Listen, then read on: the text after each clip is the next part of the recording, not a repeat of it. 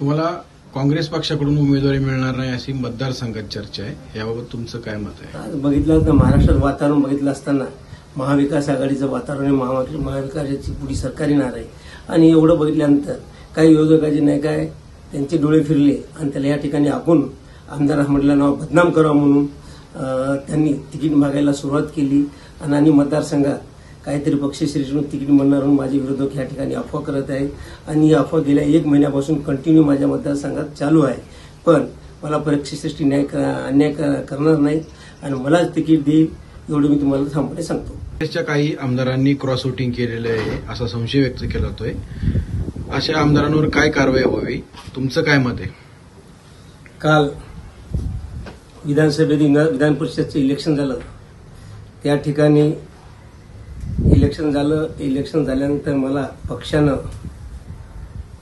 जी जिम्मेदारी दिली ती नार्वेकरांना मतदान करायचं ही जिम्मेदारी मी पार पडलेली आहे. ओएसिस फर्टिलिटीच्या तज्ञांनी IVF उपचार पद्धतीद्वारे 1 लाखांहून अधिक जोडप्यांना मातृत्व प्राप्तीचा आनंद दिला आहे.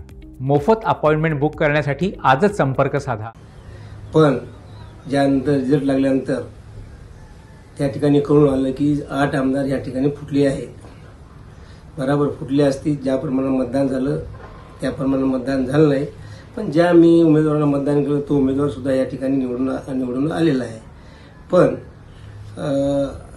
पक्षाने जे दोषी आहेत त्याच्यावर कारवाई करायला पाहिजे, पारदर्शक कारवाई करायला पाहिजे, हे माझं म्हणणं आहे.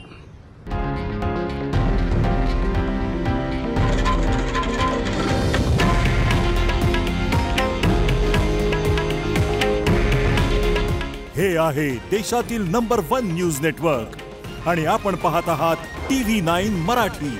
काळजी तुमची, हित महाराष्ट्राचं.